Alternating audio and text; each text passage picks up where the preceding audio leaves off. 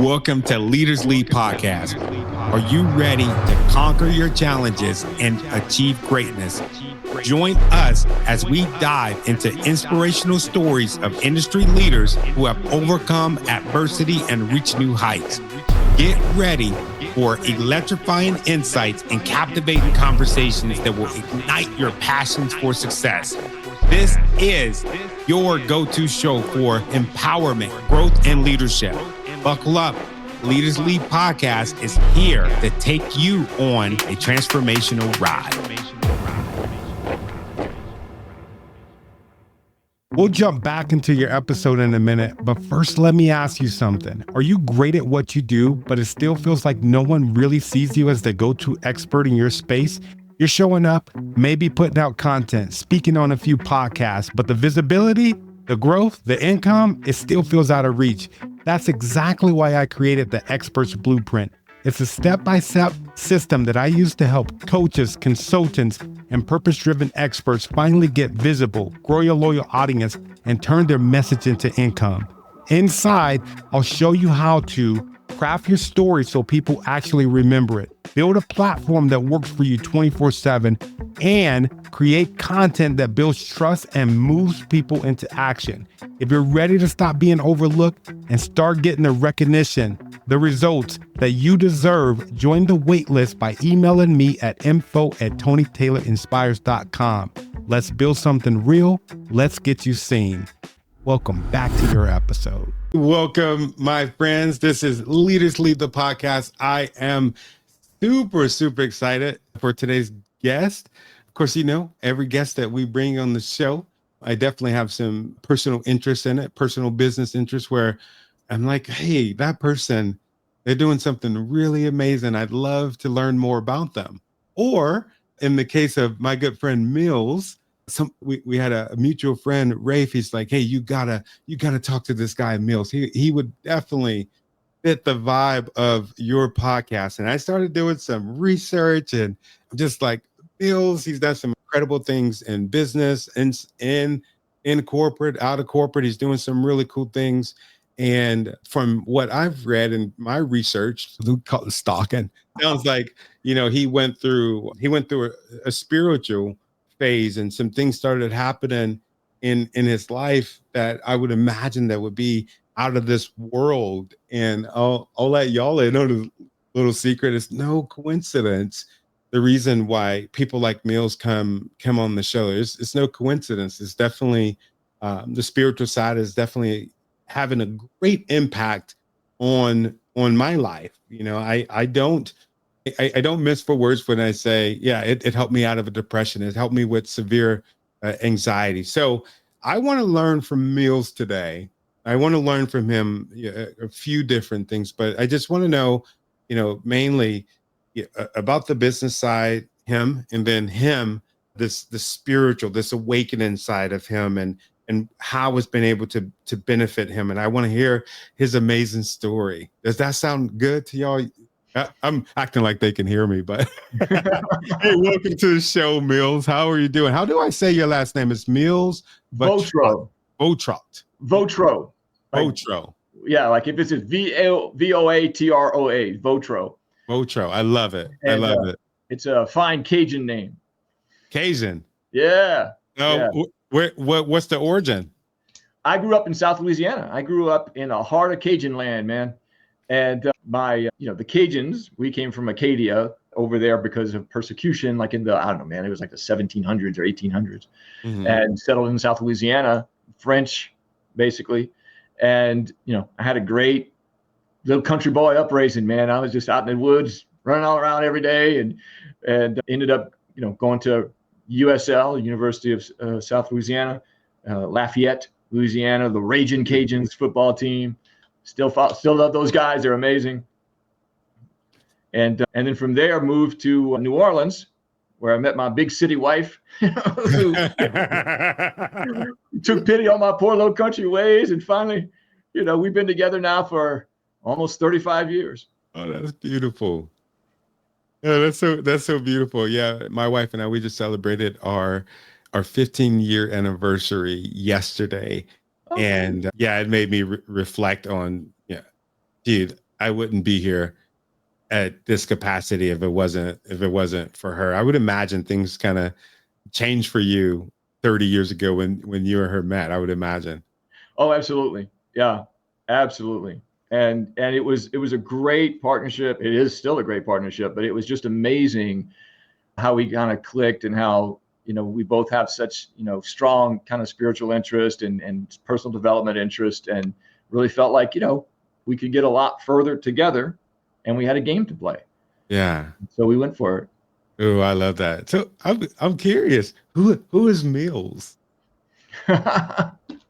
Well, man, I tell you, that's a fun question. I really goofy. I love it. I think I'm happiest when I'm just being loud and funny, and I'm pretty committed on the business side. And through a set of odd circumstances in college, right, the end of college, I got put on this kind of spiritual path, right? There's a guy back in the 80s that was really big called Werner Erhard, and he had this whole system of learning around becoming, personal development and all that kind of stuff. And I really got involved in that. I mean, there was opportunities to volunteer, and I did probably 10 or 15 years of really intensive volunteering, to the point where I was running seminars for them and doing things like that.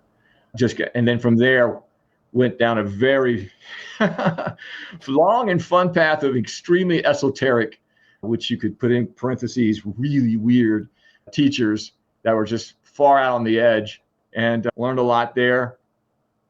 Really got connected to kind of that whole kind of consciousness, how to into the quantum field kind of thing.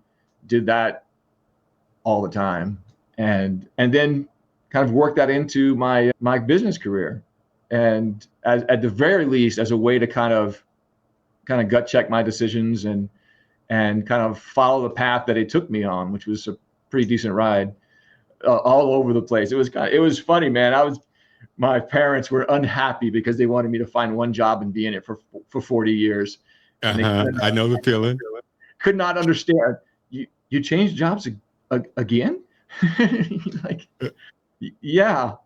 This incredible opportunity showed up, and I took advantage of it. And you took it. Yeah. Yeah. What I was curious, what brought you? Was there a defining moment that brought you to the spiritual side? It felt like I was always headed in that direction. Once I got there, and really kind of understood what was going on, I stumbled into it. I mean, I had some college buddy of mine said, "Oh, I did this class with this weekend class thing. It's really cool. You ought to go try it."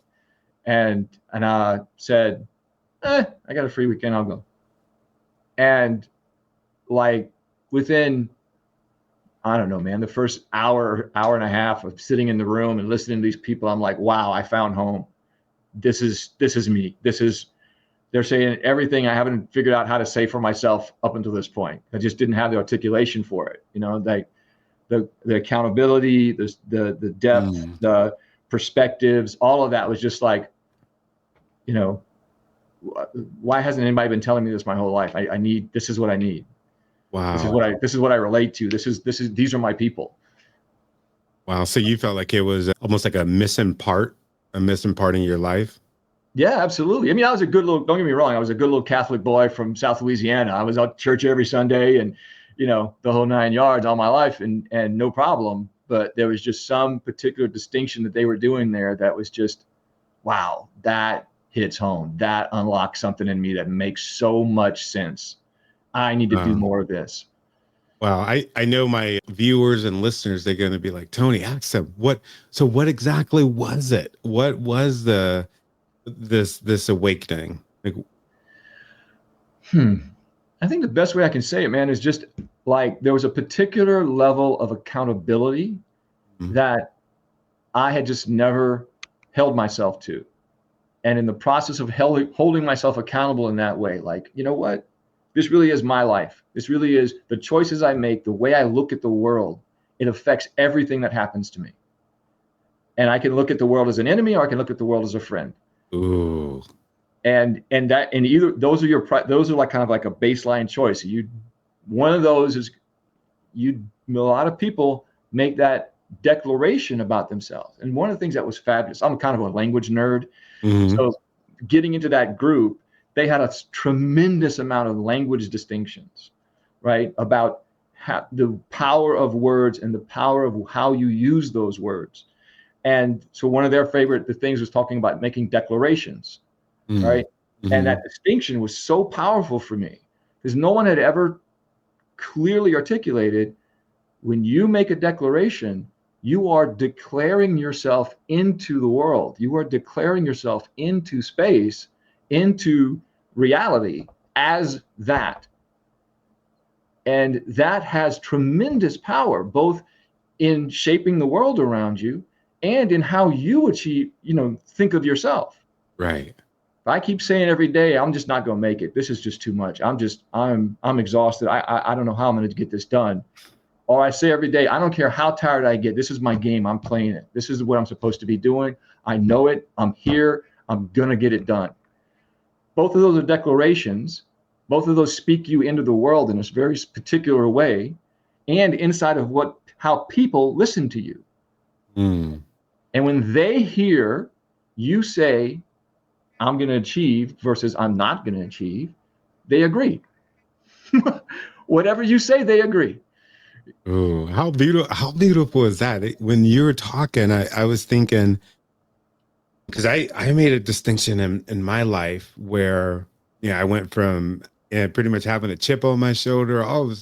Didn't have this or didn't have that, or how come I can't have that kind of mentality, victim. And then it was like something shifted in me where it was just like, you know what? That's not my story no more. The story that I'm going to tell is this amazing guy that is going to and has already achieved so many different things in life. And I am a contributor to society and I'm going to continue to be, but it's like having to change the story in order to actually go and get that thing that you were meant to go and get. And so you made me reminisce a little bit. I'm sitting here listening to you and just like, man, one, this is beautiful storytelling. Two, that message, it really just hits home. You have to make a decision. You have to decide. And that's right. Cutting off of that story. Yeah. It's like this conscious choice that this is who I am. And this is who I declare the universe is for me. Yeah. And I had a buddy of mine who was pretty successful. And he said, at the end of the day, it's really pretty easy to be successful. All you have to do is bend the universe to your will. That's really it. And he said it as a joke, obviously, but his point was, you will have the opportunity to keep speaking, to keep declaring yourself into the world. And the world will eventually line up if you prove to it that you're standing behind your declaration, that you believe what you're saying, that you're going to keep taking consistent action with what you're saying.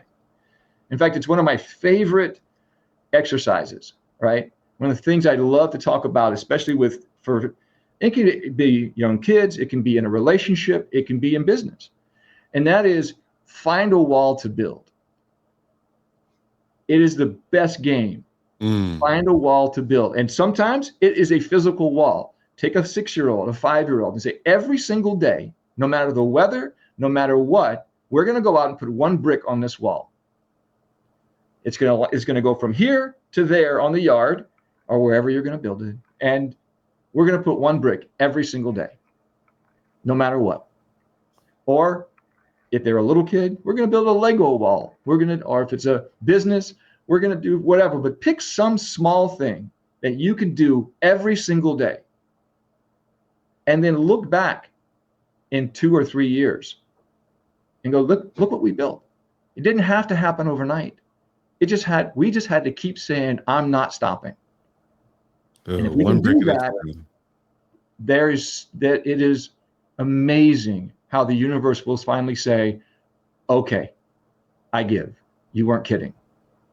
Let's get this thing rolling. And all of a sudden it's serendipity after serendipity. It's turning the corner and bumping into somebody, and it turns out that they're the, district manager for the supply chain guy that you need or whatever. Right. Wow. If for the listeners, go back and listen to that again. I'll give you the last 3 minutes. Listen to that again. Take some notes. Let that soak in. Oh my God, that is so powerful. I don't want anybody to miss that. That was so good. It felt good to my soul to hear it, because it's so true. It's taking that one step, one brick at a time mentality and making a thing happen. So if you're listening to this, you're sad, you're happy, you're depressed, or you got a thing to do, just start with one thing. Start with one thing at a time, and one step, one brick. It doesn't matter. One phone call, but keep continuously to do it over and over and over again. Would you say that this mentality has led to the success that you've had in business? Because you've been doing some really cool stuff. Yeah, absolutely. Absolutely. It's it's funny. I feel like it's a foundational piece of my success. Absolutely. And also the other thing was that when I did that volunteering, it was in effect kind of running the operations of that seminar business, that personal development training business, right? They had all volunteers pretty much running all of their, in the background, making sure everything worked. And it was an incredibly intense training, but I came out of that and it's like, my first career was producing corporate events. And I did really well with that because I'd been practicing for a while, right? And everything I kind of did along that was in operations. And in operations, it is one brick every day, man. It is, you have to be consistent. You have to keep all the challenges coming at you and you still produce no matter what. There's no option for, well, it was a bad day today, we didn't send any product out. Like, yeah, no. Oh, that's awesome. And I use that across so many different things. It was phenomenal. That kind of one brick a day. It's like, no matter what's coming at you, you can take an action. And so I worked for hospitality type businesses right out of college. I then moved into doing sales, and at one point I was number 2 in the country in the first year of sales for one particular company. Wow. And I'll be honest, man, it was not easy. It was, when I finally jumped into doing sales, boy, I had this great story about I was this cool sales guy and I'm funny and everybody's going to love me and I'm just going to walk in and they're going to say, where do I sign? And that was not what happened, and I had to really confront that. I had no idea how to do sales. Nobody wanted to hear me be goofy. They wanted to know what I was selling. And there were days when I would go out and cold call, and I cold called at least 4, if not 5 days a week for at least half the day. And there were times when I literally would walk out of somebody's office, go into the stairway and burst into tears at whatever that was, late 20s, early 30s, whatever that was, just burst into tears, go back to my car, drive to the next client, do it again. And at some point I got the hang of it, but it's like, I understand that when I'm in that kind of situation, that's that uncomfortable, that's pushing that many of my buttons, that every step I take when it quote unquote hurts that bad, when it's that scary, when it's whatever, when it's that confronting is really what it was. Every step I take makes me more valuable. Every day I became more valuable because as long as I didn't quit, I was learning. And as long as I kept learning, I was outshining the other 97 people who were going to quit 3 weeks in when they didn't have any result. Wow. And I ended the year number 2. I ended the start of the year as nothing and ended the year as number 2 in the nation.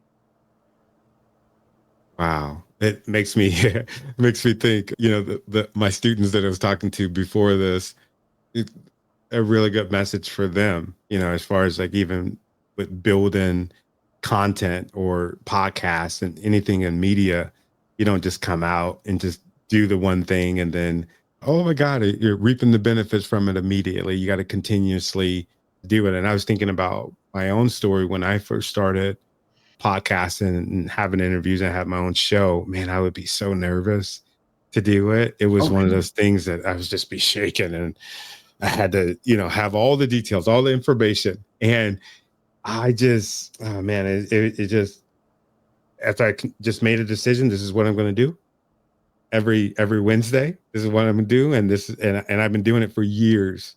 And I look back and I'm just like, wow, a few hundred episodes. And every single time I do it, one step, one brick at a time. So I hope this is really I know this is resonating with somebody right now. You're cooking, Mills. Oh man, this is so good. This is like a master class here. Well, and the thing that's always been a little bit annoying to me, right, is we only see people when they've succeeded. Right? Nobody gets attention while they're grinding. Nobody gets attention when they're failing. We only see them when they've succeeded. And oh my God, look at that guy. He's got the fancy car and he's got the house and he's got all this money. And look, I've seen him on the local news because they're interviewing him about that industry, whatever it is, and blah, blah, blah. And it's like, or my favorite, well, you're an entrepreneur, so you must be really wealthy. Yeah. I know me, man. I tell my kids all the time, especially when I first started my business. Hey, man, I don't have a corporate job no more, making six figures. Hey, we're broke now. I'm an entrepreneur. Right.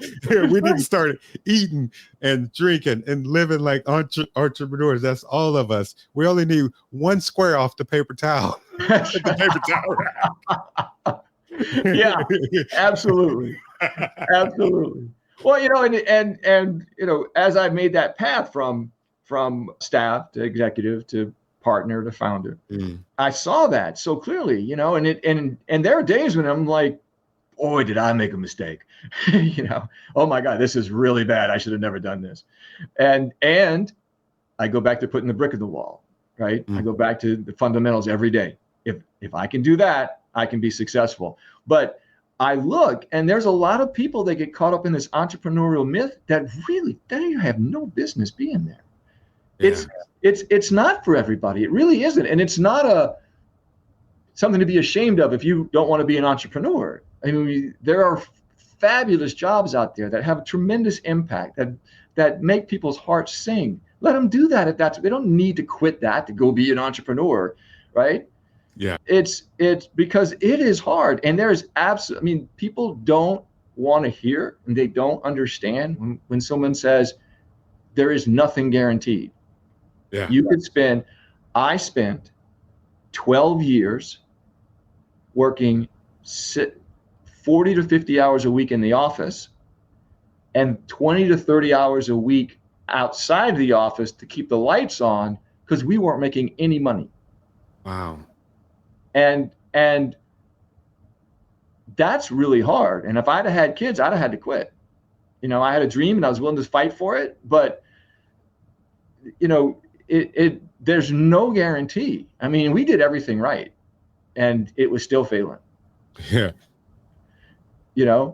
And if the honest answer is, if I look back now, should I have spent 12 years doing that? Probably not. I should have gone get a real job. I'd probably Thank God you didn't, though. Yeah. It's been an incredible ride, but for me, it was the right thing. And in the end, I can see now that it was the right thing for me to do. But for a lot of people, it may not be. Yeah, and that's okay. Yeah, I think a lot of it. And I'm guilty. I'm guilty of this too, where I make entrepreneurship like the best thing since sliced bread. And to me, honestly, like in my heart, I couldn't. Oh man, I'm a former. I was in the Marine Corps. I was in the work for the fire department. I can't see myself like really taking orders. Never again in my life. Right. I work really hard for my customers. I work really hard for this show, but I can't see it no other way. But you're right. There are some people that, they are better off serving in a different capacity. And I'm so glad that you said that, because there's to me, there's nothing cute about being a starving artist. Right. Right. There's nothing cool about that. Yeah, exactly. Exactly. Yeah, no, I get that 100%. So from sales, when you're in sales, take me from sales up to the point where you're at right now. Yeah. So what happened was I'm doing sales. I'm doing pretty good with that now. And my wife started developing some health conditions where we were living at the time. And it was clear that it was the city. The city had a lot of heavy manufacturing and things like that. So there was a lot of, environmental issues. And so we ended up moving to Northwest Florida, to the Florida Panhandle. Mm. And from there, I joined a regional economic development agency. Okay. And, my dad, it was a great story. My dad spent his entire career working for a federal agency that was about uplifting people, right? They did government subsidized loans to low income families for housing. So they took people literally from tar paper shacks or walls rotting away to clean, stable, well-built homes that altered the trajectory of their life. Wow. And he spent 30 years doing that. He loved making a difference in people's lives. And I got to Florida and didn't know a soul, and just started going out and meeting people, because I'm Mills and I meet people. That's just kind of, hey, how are you? What's up? And found through that process this organization, went there and said, hey, I'm going to be volunteering here now. And they're like, excuse me? Yeah, I'm going to be volunteering here now 3 days a week. And because I can't just sit around the house, so I'm going to do that. And that volunteering 3 days a week turned into vice president of administration and operations. And that turned into that. And I was there for, 6-7 years or more. We got a $16 million grant. We quadrupled the staff. We opened up all kinds of programs and everything, built an entrepreneur program that I was running, loved that. And then one of our board members decided that I created this citywide Wi-Fi technology, because this is like 2006, 2007, and that was getting really big, right? And so he got this major billionaire investor to invest in the company and called me up and said, listen, I need you to come work for me. Let's move up to Atlanta. We'll get this thing off the ground and do that. And so I did. And that turned out to be an incredible story, because $70 million later, with no product in the marketplace, the billionaire shut the company down. Wow. The guy that brought me in, who had built the technology, he got pushed out very quickly, because he saw that the people who the billionaire had hired were basically defrauding him. Right? And he said that he was going to call them on that, and they kicked him out of the company. And then about a year or so after that, things started getting really bad. And I said, you know what, I'm going to go. And then he and I became business partners and made that path through to kind of, where we were now, which was taking first stereoscopic technology, stereoscopic 3D, like the 3D movies that were really big for a while, taking that and making both first a marketing application for it that we had a little bit of success with, but then moved it into medical devices. In fact, one of the things that we did with the stereoscopic was that we were at the Olympics with it for some advertising things. That was a lot of fun. That was a big day, man. That was a nice time. And we moved that over to medical device to do surgery, because that's when the surgical robots were getting really big, right? And they use that same stereoscopic 3D vision. And there was one primary company out there doing that, but there were probably 6 or 8 or 10 across the world that were coming after them, right? And so we spoke to all of them about using our technology. Well, we never got that off the map, because basically the state of the art for the camera systems, for the image capture chips, couldn't handle what we needed it to do to make our technology work in that kind of a setting, right? Because it was so miniature. And so in the end, we basically abandoned that project because the technology wasn't there. We couldn't do it. But that was years of R&D and investors and the whole thing. And it just kind of, went out. And so then from that, we said, well, because of some of the contacts we made, we started doing a little bit of medical device repair, right? And this is one of those keep putting a brick in the wall, right? This is like, we're going to do this. We see that the medical device industry is an opportunity for us. We tried this. It didn't really work out. We made a lot of fantastic relationships, both for technology providers and for hospitals.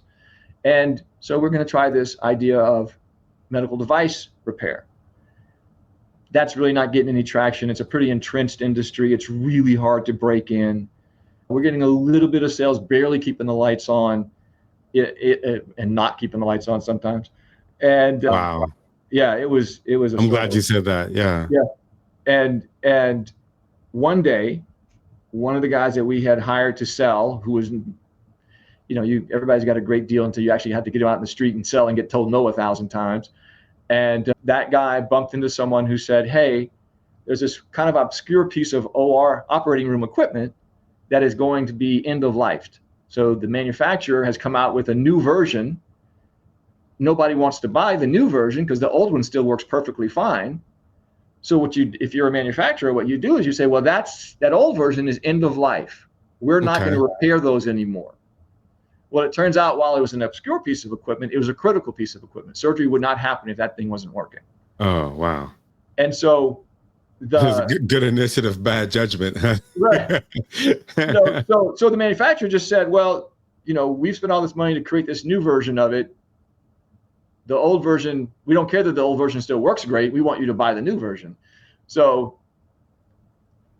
people got pretty upset about that.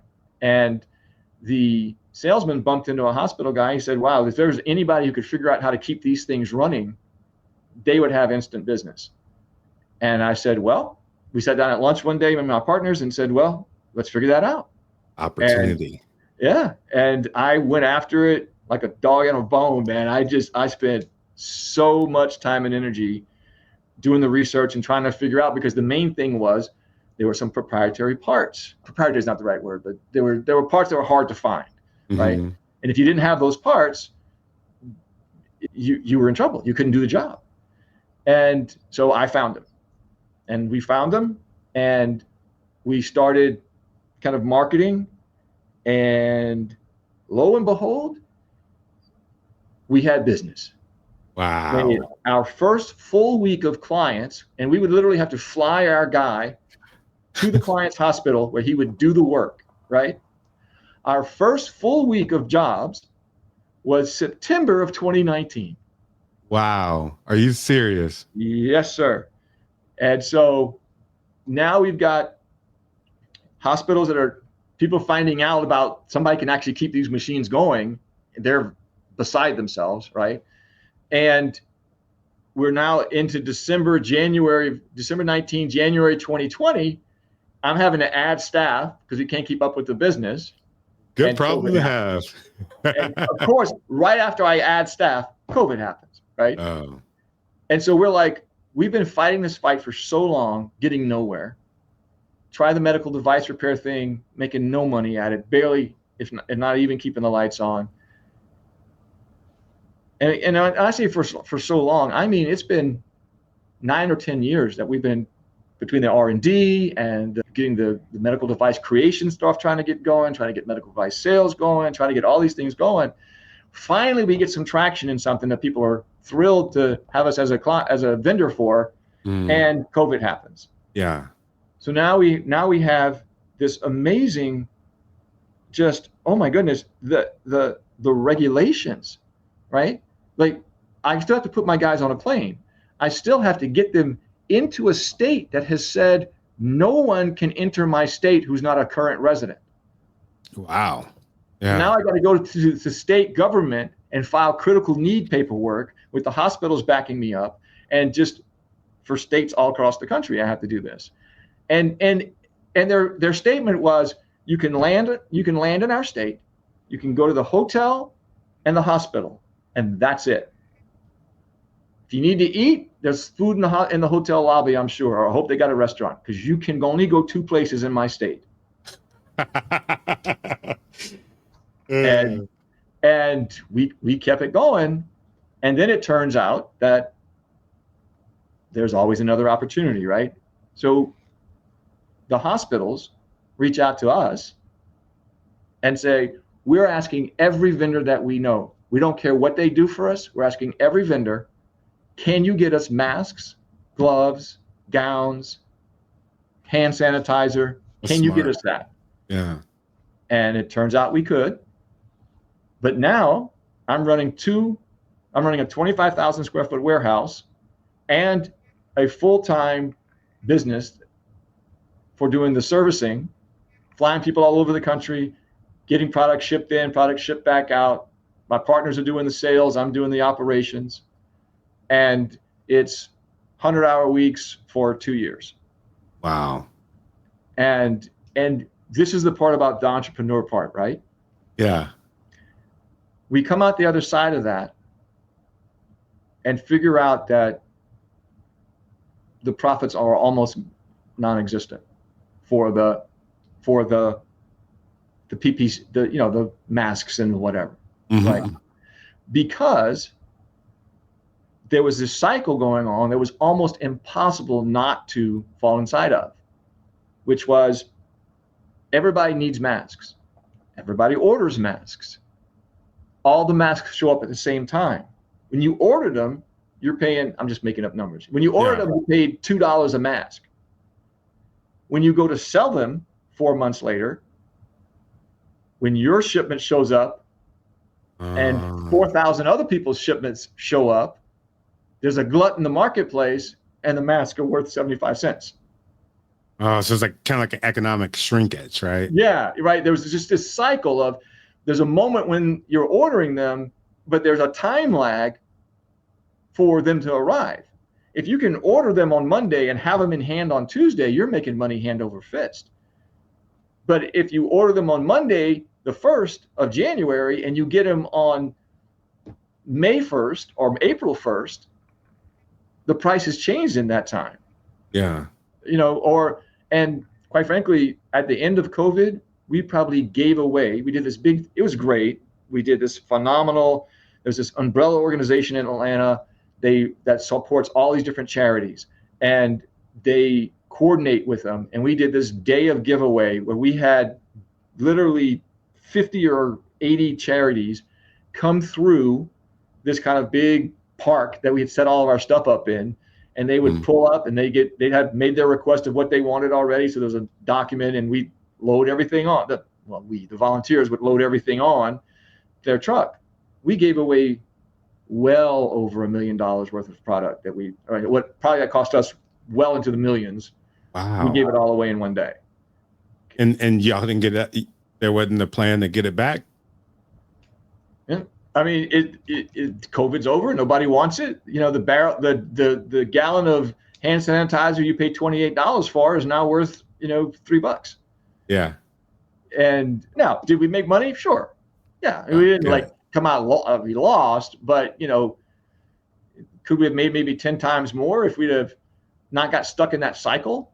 Probably, Wow. But that's incredible. The small things, how the small things could just make big ripples in business. Absolutely. And so then what happened with me was that the other business, the medical device repair business, was going gangbusters, right? It was just doing so great. And it was funding different projects inside the company and doing all those things. And then it was such a fun, 100-hour weeks were not my idea of a good time, but it was an incredible ride. And about, in whatever it was, July, June of 19, sitting around a table saying, hey, how do we get this done, to, December of 21, when we sell the whole thing to a private company that would be about the size of an Inc. 50, and who said, I see what you're doing. It's a perfect fit for my offering to the medical device industry. I want this. Woohoo! Come and get it. So that was a pretty amazing. That there was a pretty amazing ride. But I mean, it's like this is the real world, man. This is how you've got this other thing where you feel like you made 10% of the profit you could have made, and the other thing where you blew the doors off of it, and they kind of even each other out, right? But you got to have so many different things going on. One brick at a time. Yep, one brick at a time. Yeah, I'm excited because, man, I know. I mean, selling a company is the thing, right? That's huge. I know people. I got a couple of my friends. That's their big dream, is to build a company so that they can sell it. It's supposed to be like this thing. I could never see selling my company. I could not do it. Right. But I in this circumstance that you're in, I cannot imagine how freaking happy you were. Yeah. You're pretty excited, I would imagine, right? I'm just beside myself, man. And so grateful for my business partners because, while I handled the operational side, they handled the actual sales side, which was, a colonoscopy to the nth degree of when you're trying to sell to a company that big, right? Yeah. But yeah, it was really a tremendous accomplishment for me. It was one of the biggest things in my life, was just be able to watch that process from literally sitting around saying, well, you think we could actually make a business out of this? Is that possible? And, literally back of the napkin at the lunch table, and then grinding till we found the supplier of parts, and then managing the just roller coaster of COVID, where everybody else is shutting companies down and whatever. And we're having to jump through these insane amount of hoops to be able to even enter the state, much less get there and enter the hospital. Yeah. And then to keep that going and adding staff and dealing with all the different issues, and then to come out the other side in 3 years and be able to sell it to, this giant company that really wanted it. And yeah, and I'm sure they told you, oh, you don't say our name ever. Yeah. here's all the millions you want, but you say our name, you're gonna have to give us some back, right? Kind of like that, man. I'll be honest. I was like, why do you care? But apparently they do. So, because they want it to be their big idea, right? Right. And once you just float away, which I mean, that sounds freaking pretty impressive on your part. Not too many people can do what you did, man. Yeah, thank you. It was a stretch, like an incredible stretch, and it was incredibly stressful. And the part that one of the biggest things I learned out of it was, it really was that thing I talk about declarations, right? Yeah. Because there was no guarantee that's how it was going to turn out. We could have lost the part supplier at any moment. Mm-hmm. We could have had the hospitals just capitulate and say, you know what, we're just going to buy the new thing. We just can't keep fighting this anymore. A lot of different variables. Yeah. Yeah. And that we're getting tremendous pressure from the manufacturer, because they also manufacture, probably 30% of the products we use in our hospital. They're a huge manufacturer. And, they could have at any moment just said, we're just not fighting this fight anymore. And they didn't. Thank God. And we got to where, it turned out how it turned out, and that's fantastic. But I temper my joy or my getting a big head about it by the reality that it did not need to turn out that way. I did all the right things. I worked really, really hard. I took fantastic care of my customers and of my staff and of our partners in the process, our vendors and things like that, and did just bent over backwards to make everything work for everybody, because we were a team and it mattered. And we had big hospital clients. We had little surgical center clients who, we didn't show up. They were out of business.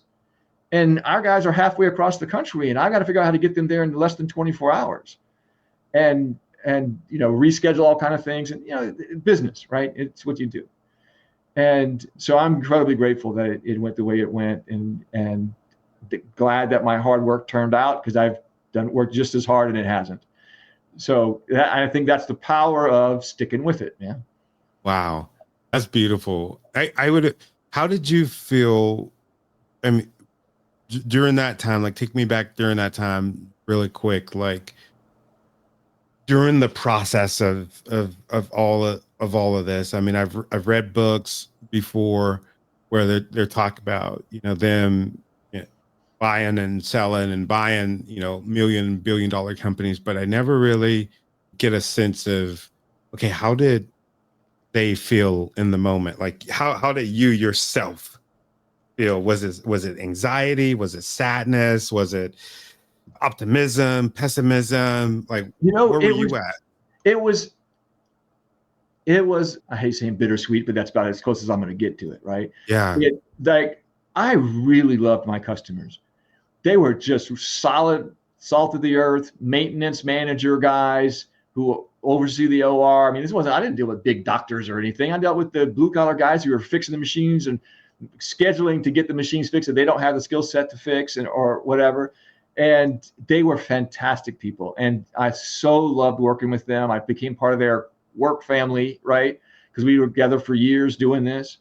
And I really missed that. When I knew that it was going to end, that was like the worst part for me, because I really got to love these guys and work together with them and count on them, and they counted on me, and it was amazing. And then the other side of that was just like this opportunity that the sale was going to give me, right?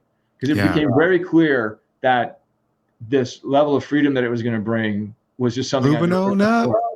Yeah. Well, not to deluxe apartment in the sky, but maybe at least the third floor, right? But it was going to give me, because it was funny, because what happened was that all that happened, and we had a number of different projects going on. Once things started rolling, I kind of started rolling, and we were using the funds for that to do R&D on other things and this and that. And at the end of that, though, it kind of came clear that it was like, well, we basically take everything we've achieved over the last 10 years, put it on the table, all of it, and we'll find out in about 3 or 4 years whether that was a good idea or not. Because that's how long it's going to take to get to the other side of the massive R&D project that my partners want to take on. Yeah. And that we felt like if we're successful there, it's going to be, crazy profitability, crazy sales and stuff like that. Yeah. And quite frankly, I kind of said, I think I'm done for this part of the game. I see an opportunity for myself, and I think that's where I need to go. And so that was another kind of bittersweet part of it, because I've been with these guys for almost 13 years at that point. Yeah. And they, much to their credit, they took that project on, and just recently got it done, got the R&D handled. They found out that they actually achieved what they've been trying to achieve for a long time. And so I'm so proud of them, and I'm so proud of their results and their heart for staying in it. But I saw something for me, man. I saw a window opening up that I wasn't going to walk away from this time. What was that window? Where did you set sales? Well, I mean, I had spent probably, like I said, started that Werner Erhard thing when I was 22, 23 years old. And so now I'm, at this point, 58, 59. And I wanted to go play that game. I wanted to start talking to people about how do you shift your perspective? How do you get those things you want in life without the burnout and the stress and the impact on your family and your partner and all of that? But there's got to be a way. And I've been doing my further and further kind of crazy stuff for 38 years, and I just really saw an opening to begin moving toward some process for bringing that out. Quite frankly, it's been a couple of years, about 2.5 years now, and I'm just to the point where I'm starting to move forward with that. There was a bit of entrepreneurial trauma I had to get on the other side of, man. My body needed a break. For a bit of time and kind of catch up that and rebuild some relationships and things like that had kind of gotten shuffled when I was in the throes of hyper growth and all that other stuff. Mm-hmm. Mm-hmm. And so that's what I'm doing. And, it's been fun. I'm just trying to get the wheels starting to roll. But even that, just the conversations that I'm having with people has been phenomenal. And, bringing these particular distinctions to people about how to look at the world around them, how to deal with the things that come at them. My goal, my job in this new business that I'm starting, right? This new venture I'm moving forth. My job is, how do I give people more space inside of what they're already doing, more room to give their attention to the people they love and the things and projects that are really important to them. How to give them enough space to really be honest with themselves about what's really important to them. And to be able to stand in the choice that they make, to declare themselves into the world that this is who I am, this is what's important to me. And to know that doing that will build this momentum. It will begin to change the universe. Things will start to line up. And it may not happen right away. It may not happen in 6 months. It may not happen in a year and a half. But you know what? People forget they're going to be here for a while. They have a little bit of time. They think if it doesn't happen the first 3 months, I shouldn't have bothered. They're going to be here. You're going to be married to this woman for the rest of your life, or whoever your partner is. Why not build something with them?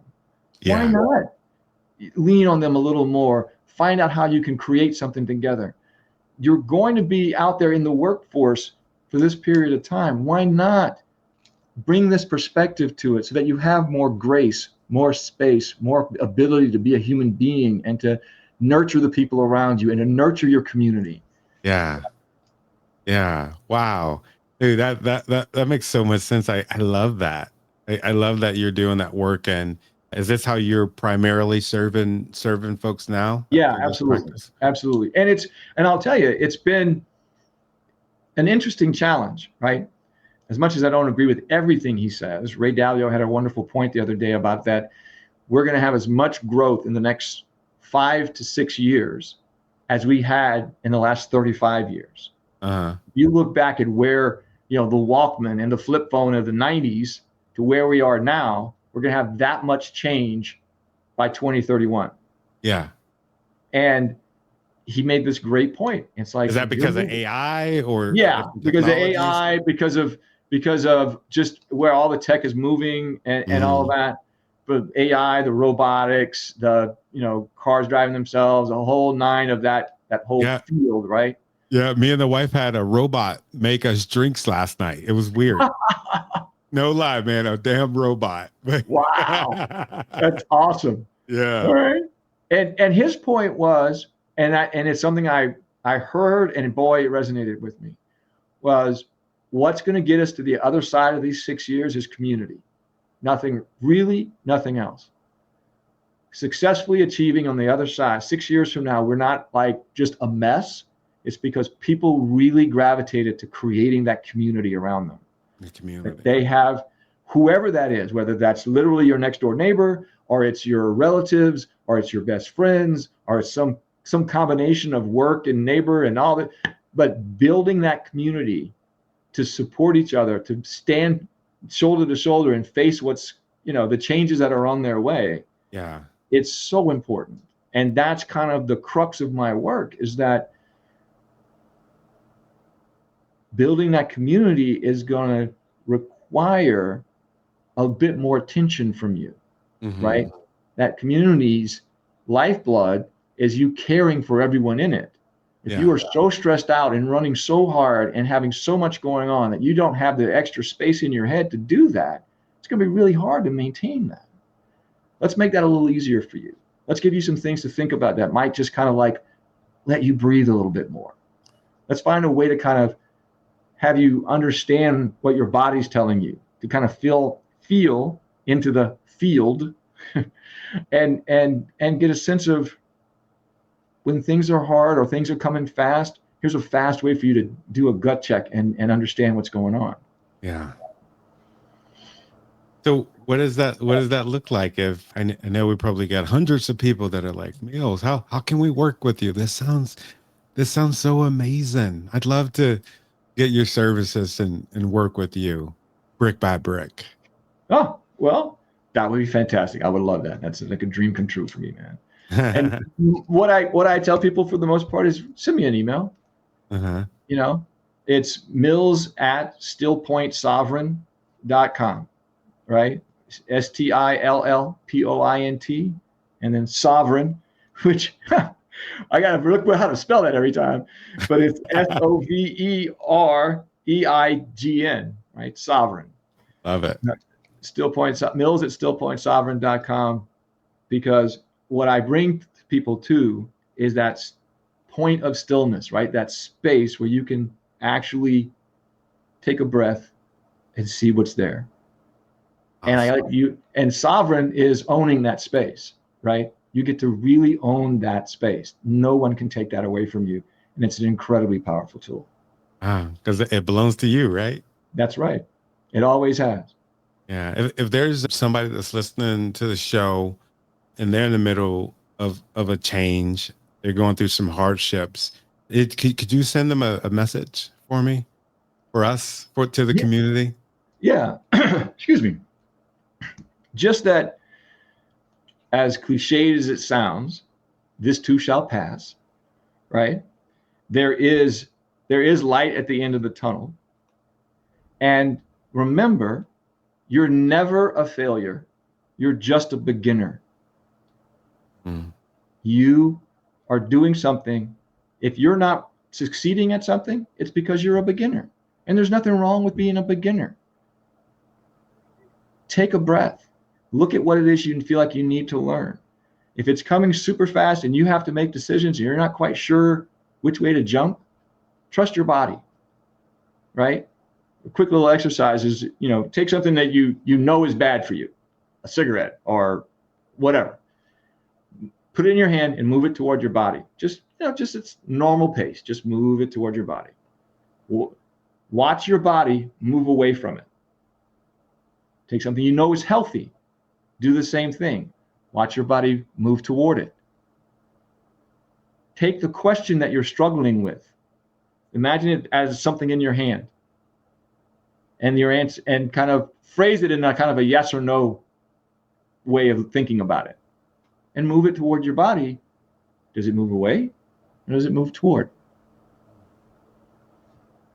We have an amazing, amazing instrument in your body. It loves you. It trusts you. It feels so many things.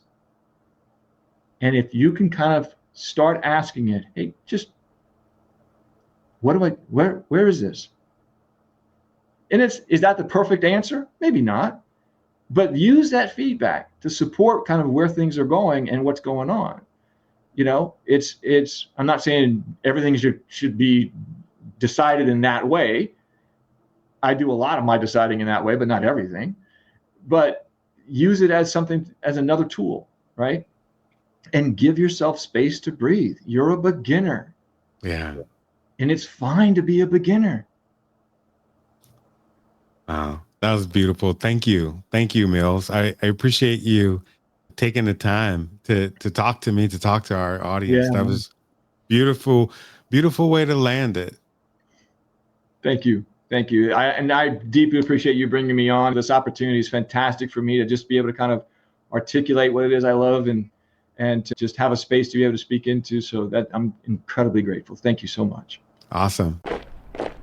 Thank you for allowing me to travel with you on your journey. I want to say thank you for the things that you're doing, the things that you've done, and the things that you're going to do, because I know that you're going to do something truly amazing.